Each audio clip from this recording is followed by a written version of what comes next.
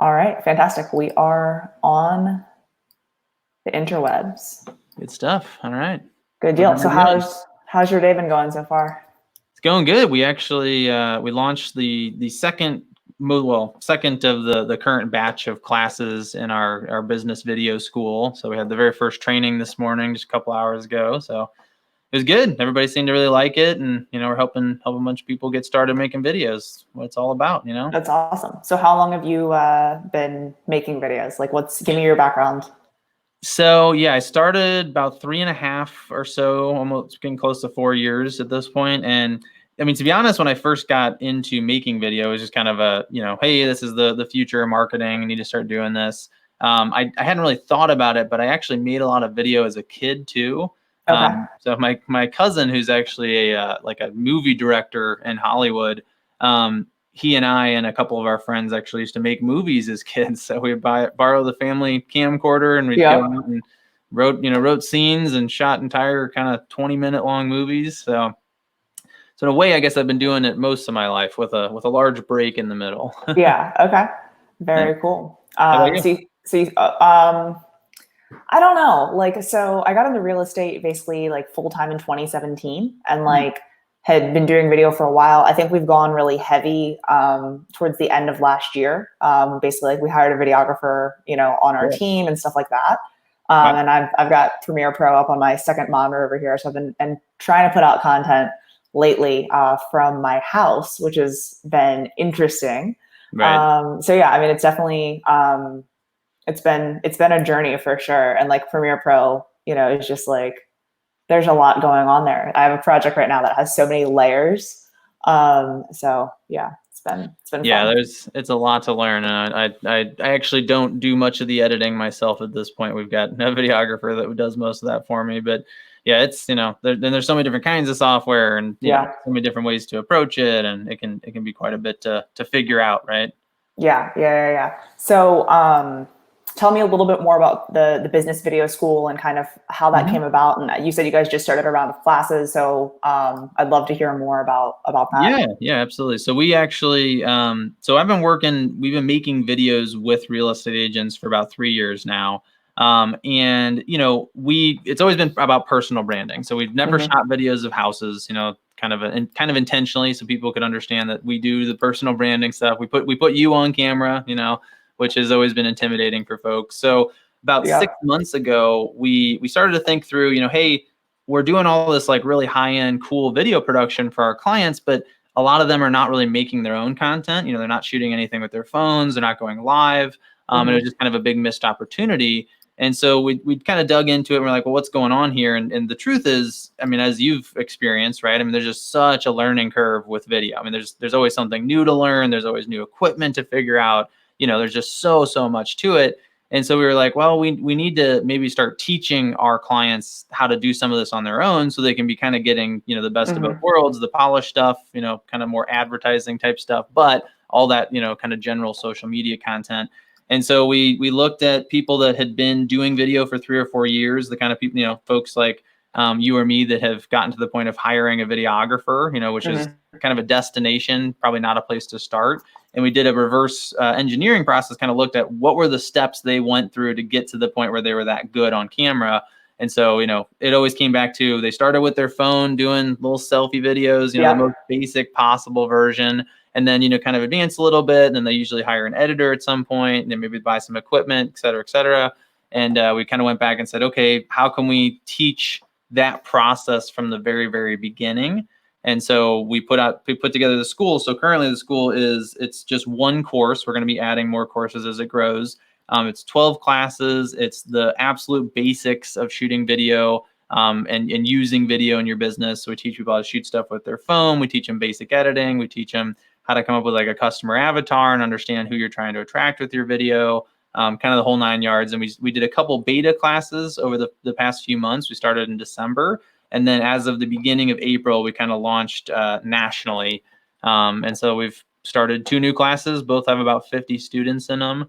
Like I said, the second one started this morning. So it's been good, lots of really good feedback. It's cool to see a bunch of people that have been dragging their feet to make video get started for the first time. It's usually kind of both a lot of excitement and anxiety and you know, like all kinds of Sounds like a normal day. right. Yeah. So it's been good. It's Cool. been Well, good. that's really exciting.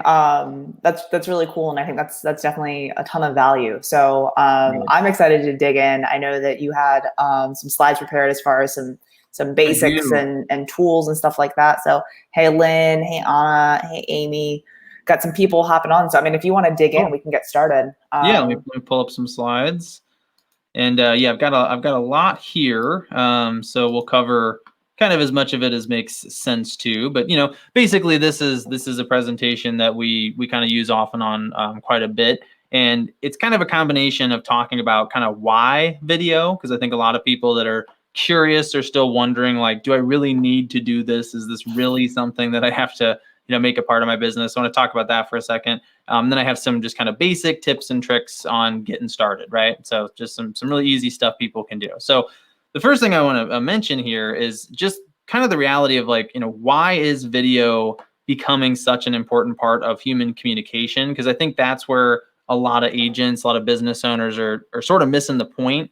It's not just a marketing tool. You know, it's not just about you know, putting yourself in front of strangers and performing and trying to be funny, or, you know, that kind of stuff. I mean, we see that stuff, but this goes so far beyond that. And I think we're all realizing that over the past month or two, because we're all doing Zoom meetings constantly now, right? And so it's becoming very clear that we're going to be communicating through a video camera. It's unavoidable. It's only going to kind of accelerate over time.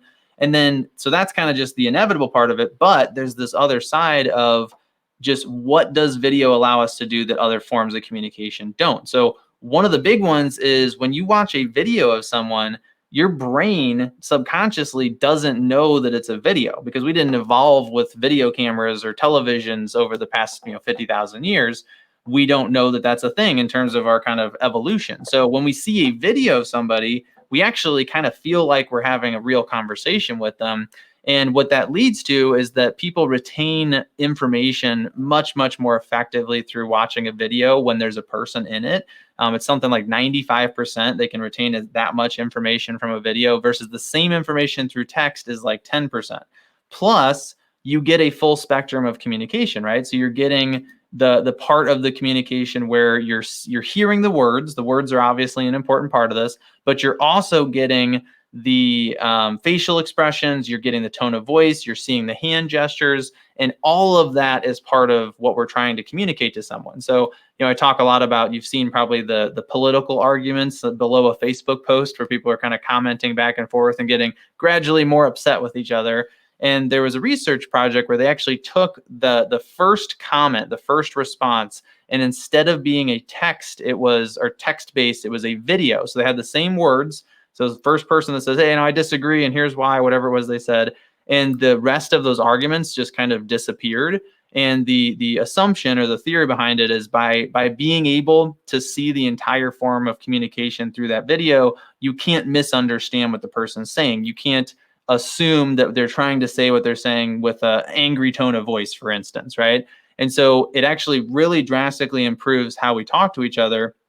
And it means that we're getting to know each other on a very meaningful personal level. I mean, if you watch a video of somebody for even just a few minutes, like I said, it feels like you had a conversation. You are literally getting to know that person. So the downside is it's pretty one-sided. It's called a parasocial relationship. So it's literally what happens with celebrities, where we see them all the time and we start to like them and we start to almost feel like they're our friend, and they have no idea who we are, right? So that's a parasocial relationship. That's what you can do with this stuff. And if you're strategic about it, you know, like what some of us are doing at this point, you can put your video content in front of thousands of people and build relationships at scale. So I always talk about networking. Like I actually do, obviously right now we're not doing a lot of networking in person, but I do less networking than I ever have. Not because I don't believe networking is valuable, it totally is, but because it's gotten that much more efficient. Because now when I go to these events, a lot of people have already seen me. They've already gotten to know me a little bit through seeing my video content. Yeah. And it makes it much easier to have meaningful conversations, right? Because people,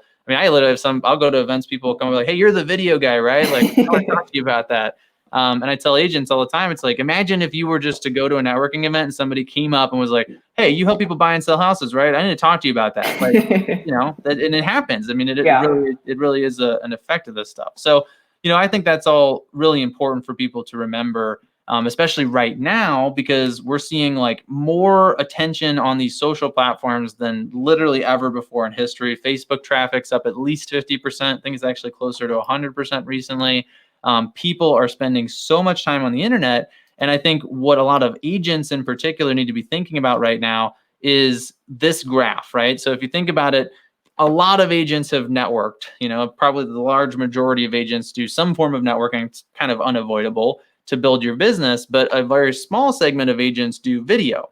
And what's happened in the past couple weeks, I'll say 6 weeks or so for most of us at this point, is all that networking, probably 80% of it just disappeared. Now, you might be doing some Zoom meetings, maybe making some phone calls, but you're certainly not seeing people as much as you used to. But meanwhile, the people that were making video are still doing it, right? I mean, a lot of them, if anything, have accelerated. I've seen quite a bit of that. People that were already making videos are making twice as many now. And all of the people in our spheres of influence are seeing those people. I mean, you can't avoid that. They're going to be Facebook friends with multiple real estate agents. We're all well connected at this point online. And so they're putting out content, they're staying top of mind, they're building these parasocial relationships. And if your form of relationship building, which was networking, is significantly lower now, and probably will be, even when things get back up and running, I don't think everybody's going to rush out the door and get right back to normal. I mean, there's going to be some big changes here. And so you got to think about, how are you staying top of mind, right? So if you were using networking, even if it's 50% of it you're still doing, you got to replace that 50%. And I think most people, they don't realize it, but video is a perfect replacement for it, right? I mean, it's a great way to, like you're doing, right? I mean, you get stuff out there, you make valuable content, you stay top of mind with people, and it basically just replaces the relationship development that you were doing. So I really encourage agents to think that through and just think about, not to make it negative, not to make it scary, but if you aren't showing up in front of your sphere, who is? And there's probably some other agent that is showing up right now, right? Anyway, so that's just kind of, I like starting there just because I think it's important for people to understand, like, this stuff is important, and it also doesn't have to be so scary. We all build it up into this kind of performance thing, and oh my God, I got to put a video out in front of thousands of people, and it's going to be on the internet. And the truth is, you really don't have to think of it that way. You just got to think of it as talking to people, right? Yeah. I mean, just have some conversations. You're going to look into a camera. It's a little bit weird. Literally, like, you and I are here, like, talking to each other, but we're actually kind of looking into these, plastic pieces of equipment, right? And that's weird, right? I mean, it's always going to feel weird, but you got to think of the person, right? I mean, you have to think of, who is it that I'm trying to have a conversation with here, and just keep it simple. So for anybody getting started, all those people you're seeing, even this video right here, if you're watching this and you feel like, oh, I want to do something like that, just forget it. If you've never made a video before, you have to start simple, and you have to practice. And I think if you look at, children, if you look at how we learn when we're young, obviously that's what we do. I mean, I use my example of, I started playing the trumpet in 4th grade. And, I played some concerts by the end of that year, but they were pretty painful to listen to. And it probably wasn't until 3 or 4 years later that what I could do was like pleasant to listen to it in a way, right? And it was probably another 5 years after that it was actually good, and I could actually perform and do a good job once I was in my teens and I'd had, 8 to 10 years of experience or something. And so that's, you got to remember that, because when we get into the business world, I think we all think, oh, I see that person doing something, I want to do the same thing, and they just rush out and you try to do it, and it's terrible, and it's uncomfortable, and you look at it and you go, man, I'm not good at this.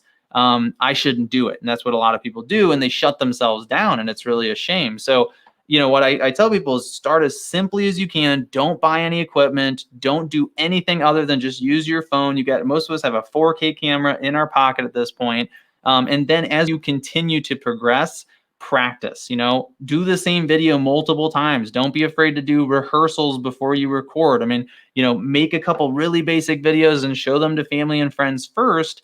And by giving yourself that time to develop and take kind of smaller steps, you're going to end up being much better at it. You're not going to burn yourself out. You're not going to get overwhelmed, but you do have to be patient. And I think that's where a lot of us get very tempted to dive in head first, and it ends up backfiring, right? So a little bit of patience goes a long way there. Couple other kind of quick tips, just to see what people, basically just to give you some ideas on where to start if you are getting started. there's two things that I think you have to think about in terms of video quality that are easy to control if you know about them. The first is lighting. So lighting is very easily overlooked. And the one form of lighting that I will tell people to watch out for is really like any kind of office lighting where you've got like the fluorescent lights and they're coming directly from overhead and they're like probably at least 10 feet above you or something like that. That's really bad because basically you're creating shadows on your face. So you get kind of the raccoon eye sort of effect. You want to avoid that at all costs. So what does that mean? Well, that means that if you are in an office with overhead lighting, you might want to either turn that overhead lighting off and use an additional lighting source that you can put in front of you, or get closer to a window because natural light, sunlight, especially diffuse sunlight. So if it's cloudy, so it's not directly shining in on you, or if you've got some sheer curtains you can close so that the light's not, directly shining from the sun directly to your face, that is really, really good. So for example, in the room I'm sitting in here, I've got two windows, one kind of on either side of the camera. It's giving me some natural ambient light. And then I have another really big light in front of me right behind the camera. And that creates pretty good kind of ideal lighting for this kind of stuff. So keep that in mind. The rule here is that your lighting source should basically be in front of you. It should be either kind of right behind the camera or either to, both sides of the camera if you have two lights or something like that. And so if you're using a window, just make sure the camera is between you and the window, and you're going to see that you look a lot better. A quick, simple exercise you can do at home if you want to try to find, kind of where is that best lighting source is just take your selfie camera, hold it up, and just walk around the house and like find different spots and literally spin slowly in a circle and just keep an eye on what you look like on the screen. And it'll blow your mind in some cases. Like you'll find there will be certain spots in your house where you'll stop and you'll be like, wow, actually that looks really good. The lighting, my face looks nice and evenly lit and I can't see any wrinkles on my face, all that kind of stuff. And just remember that spot. And if you make your videos there, you're going to look that much better. So just a couple quick, simple things you can do in terms of lighting. And then the second one is sound. So sound is going to be very important. It's often overlooked as well. But if you don't have clear sound, if it's not easy to understand what you're saying, it's very hard to watch that kind of content. So the one example I'll give for real estate agents that you really have to watch out for is when you're in a home, especially a vacant home. So if there's nothing in the house, there's nothing for your voice to get absorbed by. So we've probably all seen this before where somebody's in a vacant house and they're in a room with hardwood flooring and it sounds like they're in the Grand Canyon, right? I mean, their voice is just like booming off the walls and it's echoing everywhere and it's really, really unpleasant to hear. And a lot of people will turn that video off. So it's important to make sure that you're in a place without a lot of background sound, that you're in a place that doesn't, echo really badly. So just keep in mind, like actually the more stuff that's in a room, the less of that reverberation you're going to get. So if there's, a couch and a couple chairs and there's carpet and there's some stuff hanging on the walls and some curtains, that's going to be a much better room to record a video in because you won't get that echo. And then the other thing to consider is you may want to invest in what's called a lapel mic. So again, first couple of videos, don't buy anything, you don't need it. But as you get a little bit more advanced, you can invest in, you see it on the screen here, just a little microphone that plugs into your phone. You clip it to your shirt about 6 to 8 inches from your mouth, and that's going to get nice and clear audio. Because again, the rule of thumb here is that the closer your microphone is to the source of the sound, the clearer the audio is going to be. So just a couple things to kind of think about there. And then one other kind of quick tip in terms of just being stable, getting really clear, clean footage, is you really want to consider investing in a tripod. So you can get a tabletop tripod or you can get a traditional 3-leg, like 5 to 6 foot tripod. You can literally get these things for 15 to 25 bucks on Amazon. They make ones that come with a phone adapter built into them. So if you find one of those, that's even better. If you don't have it built in, make sure you do buy a phone adapter because most tripods are meant for actual cameras. And you will need the little clamp that holds your phone at the top, but that's a great way to give yourself stable footage rather than holding your camera. So when you're getting started, again, don't buy it day one, but once you get in a little bit, that's a great addition to make things a little bit easier for yourself. Cool. Okay, so this is like, Katie, this is kind of like my halfway mark a little bit. So I've got more slides here, but I just want to see, like, do we have any questions or anything we wanted to address that we've talked about so far? I don't see any questions in the comments. For those of you that are watching, if you do have any questions, drop them in the comments so that we can answer them. The sound thing, especially in a vacant house, I think is so crucial. Right. My videographer always makes me like go into like a carpeted closet, you know, or like, yeah, I've had some interesting voiceover moments. So sound is definitely key. It is, yeah, and it you know it can be tricky, and I do want to, when I give these tips to people, I always want to kind of clarify and say, look, you know, it's more important to make something than it is to make something perfect, right? Mm-hmm. So if you've got some reverb or some echo, don't, you know, the goal here is not to get to the point where it's at zero, but the goal is just to be conscious of it. So like you're saying, right? So if you're in an empty house and you've got a little bit of a smaller room or something with carpet in it, you can go into, you're just going to get that much better audio. And then just leave it at that, right? Don't feel like you got to, you know, go another, you know, hang things from the walls to dampen the sound or any of that kind of stuff, right? So I did want to mention real quick before we move on, I do have this slide up. It's just basically, we created a series of 14 free tips on video. So things like how to go live on Facebook, cover some of the stuff that's in the training series. So better sound, better lighting, what to talk about when you're on camera, where to look, you know, so how to look at the lens depending on what you're using, right? So if anybody's interested in those, you just text that learn video. So it's all just one word, no space. So LEARN VIDEO. And then the phone number you text it to is 44222. So it's just 5 numbers. But that'll allow you to sign up for that list if you would like to get some more of these kinds of tips. Okay, one other thing, a couple other things we'll kind of cover here. The next would be resolution. So this is one, again, a lot of people don't think much about, but you can actually change the resolution in most phones. I don't want to say every phone because there's so many different models out there, but this can be a really good way to do one of two things. So first of all, obviously, if you change the resolution, you can improve the quality of the video. So I think just briefly, what is resolution? Resolution is basically just how many pixels are there in the image that you're recording. So a pixel, if you look at a screen, like a television, a phone, a laptop, whatever it is, if you look really closely, every screen is just a whole bunch of tiny little dots of light, and those little dots change color based on what the screen is trying to show. So when you record with more pixels with a higher resolution setting, you're capturing more of those little dots, and so therefore you're getting a clearer image, which is a good thing. However, the trade-off is bigger image files, you know, higher resolutions are going to take up more space, right? So if you have a resolution of 4K, great, you're gonna have a lot of image quality to work with, but you're gonna fill up something like 4 times faster even than 1080, which is your normal standard high definition image. So just remember that if you wanna go into your phone settings, if you're on an Android device, usually within the settings directly in the camera app, you're gonna be able to make the adjustment there. And if you're in an iPhone, you actually have to go to the overall settings within the iPhone, and that's where you can usually adjust your image quality. One other thing I will mention is if you go in to edit those things, there's a good chance you're going to see something called FPS. And what that stands for is frames per second. And so that means how many, so if you don't know this, a video is just a bunch of pictures, you know, back to back very, very quickly. And so FPS is how many pictures does it take per second. So your standards are going to be 24 or 30.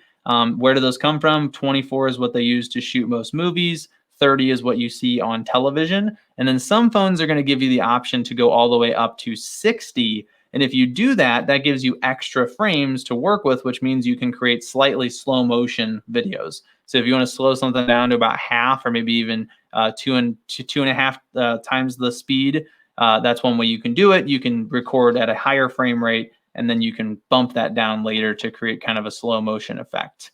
So those are a couple kind of the simple things to think about in terms of the phone itself.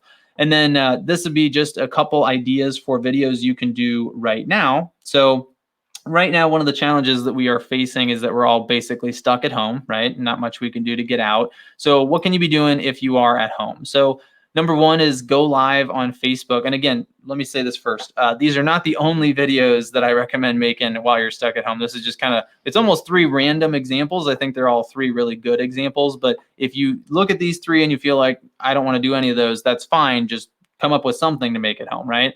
The first is go live and show a hidden talent. There's lots of things you can do on Facebook Live, but some of my favorite videos I've been seeing, especially from our students in the past few weeks, are them just showing talents that have nothing to do with what they do for a living. So my example would be one of our students was teaching people how to juggle, so kind of a cool, fun thing to do. So she was doing a little bit of a demo, showing people the different techniques and moves that you do to learn to juggle. So really easy way to get people engaged, show some of your personality, have some fun.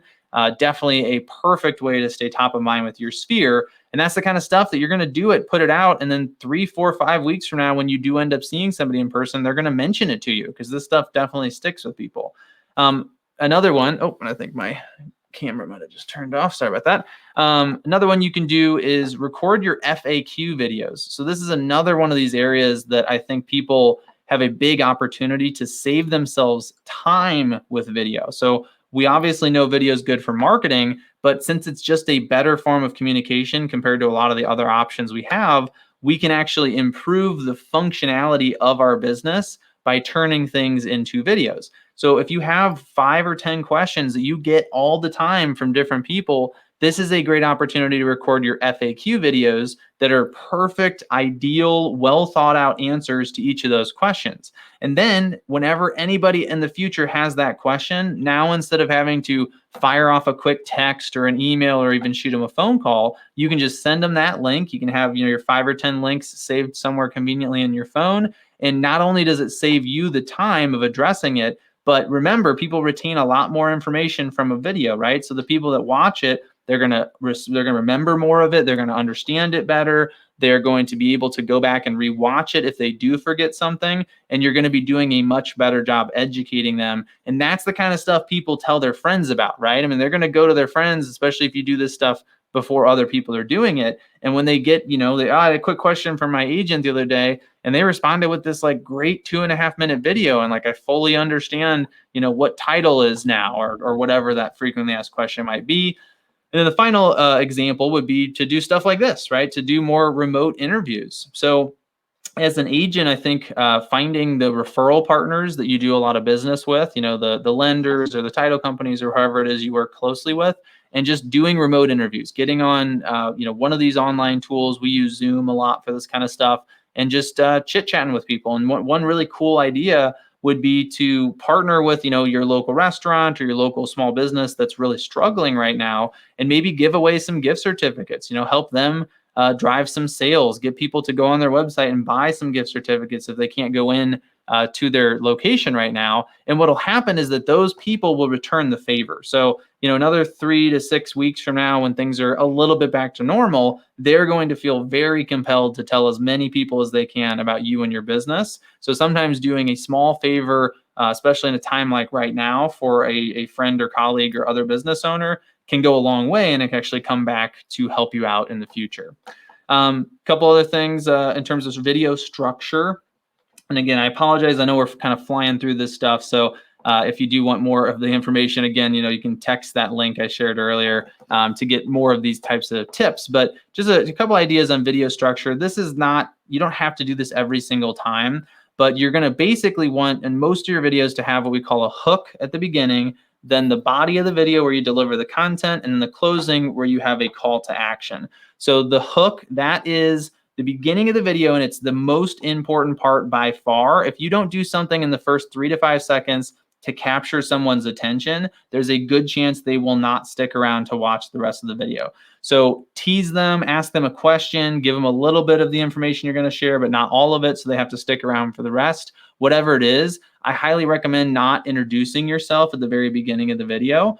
You can introduce yourself after you do the hook, but you got to think about, people are scrolling, right? I mean, it's social media behavior. What are they gonna see that's gonna grab them and get them to stop and actually pay attention, right? So have a good hook, have decent value in the body. Generally we consider, we suggest, shooting for 30 to 90 seconds total when you're first getting started with video, not trying to make things that are too long. And then your closing and your call to action, just one quick note is only have one call to action. So only ask people to do one thing. If you give them too many options, a lot of times you're actually going to lose their interest at that point. Video orientation is another one we get a lot of questions about. Should I shoot my videos with my phone horizontally, which is called landscape, or vertically, which is called portrait?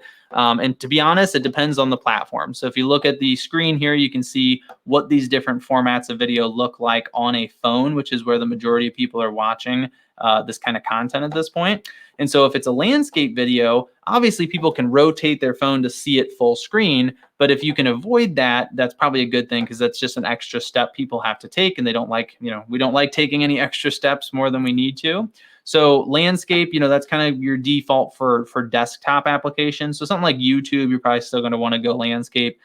Portrait or vertical, that's what you're going to see on Snapchat, TikTok, IGTV. Obviously, mobile vertical is a great idea for mobile. But the one that we really like, because it's a little bit more universal, is actually square. So if you create your videos as square, they're going to show up as bigger on the screen than a landscape video would. But they're also going to still look pretty good on a desktop or a laptop computer. So if you have the opportunity to try to think about making your videos in square, we definitely recommend it. All right, let's talk about audience for just a second here. And I think that this is one of those parts that a lot of small business owners and agents kind of blow right past. We just think, let's go make content. I'm going to find some ideas other people have done, and I'm going to run with it. But if you can take a second, I would make a couple videos first, just get the first few out of the way. Those are the hardest. But if you can take a second at some point and think about, who are you trying to attract, you're going to attract a lot more of the right people. So if you're intentional and you're specific about your audience, if you develop kind of a customer avatar or a persona for that ideal person, you're going to attract more of them, and it's going to give you ideas for videos. So think about your favorite customer. Let me see if I have another slide on this. Yeah, so think about demographic information and psychographic information, and think about that favorite customer. Who is the person you would make more copies of if you could, to work with more people just like them, and create a profile around that person. And what you'll find is that you're going to have really good topics for videos as a result, right? Once you know what somebody is interested in or what some of their pain points are, you're going to be able to share valuable information based on that. So in particular, as you're thinking about this profile, if you think about pain points, so what are the things that person's going through in their life that are causing them pain? Does not have to be related to your business, right? And then also interests. What are they interested in? What excites them? What are their hobbies? That kind of stuff. And you take those two lists, there you go. You've got your topics for all kinds of future videos, and keep coming back to those same topics. You can hit them over and over and over again, because what that's going to do is that those topics are going to resonate with that ideal customer, and more people like that ideal customer are going to be drawn into your business. So if you do take the time to go through and do this little workshop and create this customer avatar, you're going to find that your topics basically write themselves, and it's going to give you a ton of clarity around what you should focus on when you're doing video production, like what topics should you cover and all that kind of stuff. Okay, so I think, I'm just going to check a quick thing here, but yeah, I think that kind of covers the slides I brought with me today, Katie. So that was a lot. I mean, I don't usually move through that quick. Right? I figured I want to try to get it in about a half an hour, and we got pretty close. You did. I'm impressed. I think we started at like 4 after, so okay. You actually got in under the timer. Right, Facebook was just going to shut down at 30 minutes. So right, of course. No, that was fantastic. That was such great information. I think the last part on like designing your avatar and like thinking about who your message is for is the most important part. And like you said, like so many people skip it, right? Right. And I think that once you realize that, and once you're putting content out, you'll see that your business starts to change. And I think that's the really cool thing about putting out video. So that's awesome. Yeah. What have you noticed that changed when you started doing more of this stuff? So I mean, our videos have also like I guess progressed a lot over as they do, right? Sure. So as we've started to do more business stuff and more spotlights and more community stuff, it's been really cool to see how we've been able to connect with people that we maybe knew from afar or things like that, to now do business with. So it's been really cool to connect with people that, acquaintances and friends of friends and things like that, which are similar to people that we already enjoy doing business with. So Cool. that's definitely been positive. No, that's awesome. Cool. If you guys have any questions, drop them in the comments below. We did get one. Lynn asked, is your audio impacted by the viewer's equipment? Yeah, so fair question. I mean, technically it can be, right? So your audio it's going to be bad if somebody's speakers are bad on their computer. And we have a computer like that at our house here where the speakers are so blown out that no matter what, the audio sounds bad. So that is fair, right? But most people obviously are going to have a way to listen that, they're going to have clear audio. So if they have earphones they can put in, or, as long as they have speakers that work, then it is about what kind of signal you're sending to those speakers. So obviously there's both ends of the equation, but you can only control one. So obviously the better audio you can deliver to them in the first place, that's going to give them a better experience. And then if they have blown out speakers, I mean, that's kind of their problem at that point, right? They can't hear anyone else's videos either. So right. Everything sounds the same at that point. I had a question. Sure. That we didn't talk about before this, so I'm really springing this on you. So you had said to go live with a special talent. If you were to have to go live with a special talent, what would yours be? What would mine be?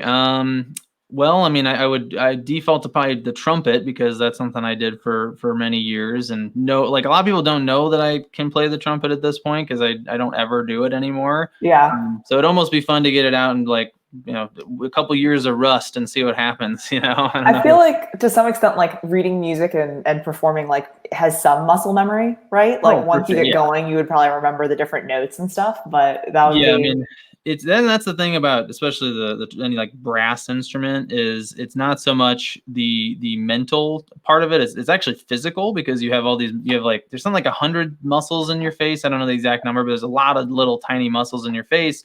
And to play a brass instrument, you have to basically pull the corners of your mouth back really hard. And so when you start trying to play and you haven't done it in a while, it's like 5 minutes and you're done. Like you can't, like your face hurts. I mean, it's ridiculous. So that's the part, the literal muscles that don't hold up, right? Well, I look forward to seeing it if you decide to break it out and dust it off. So I'm glad to do it now. I said it in public, right? So. If it's on Facebook, it must be true. Right. Cool. Well, I appreciate your time. I put pinned the comment for the business video school. So if you guys want to check that out, head over there. There's a lot of good information on there. I know they run their classes as well, but there's a ton of free information and webinars and things like that. So a great resource if you are just starting out in video. But I think the biggest piece of advice is just to start and kind of go from there. So any other things to add or advice to throw out there? No, I mean that's the main thing, right? Is it's very easy to make things bigger and scarier than they need to be, and you just have to keep it as simple as possible. Take the smallest steps you can imagine. I mean, you can make a video and never show it to a single other person. That's totally acceptable, right? So you got to start simple. You got to start easy. Do not compare yourself. I mean, even within our classes, we have kind of different levels of experience. And sometimes, somebody will post a video with some graphics on it and everybody else is like, oh man, mine looks like crap. And I'm like, they learn to do that, don't compare yourself to that. Like you're going to get there too. So yeah, just don't look at, that's the big thing is don't look at other people. Don't tell yourself you're too old or you don't like how you look or any of that kind of stuff. I mean, literally how you look and sound on camera is just how you look and sound, right? You just got to get used to seeing and hearing it. And it is a little disorienting at first, but keep it simple. Take some risks, give it a try. There's got nothing to lose at this point, Yeah, for sure. Cool. Well, I truly appreciate your time today, Nick. This was so fantastic. And I'm excited that we were able to do this. So well, thanks for having me on. I appreciate it. It's good stuff. Yeah, awesome. Cool. Well, thank you. If you guys have any other questions, drop them in the comments and we'll get them answered. But have a good day. Sounds good. Talk to you later. All right. Bye.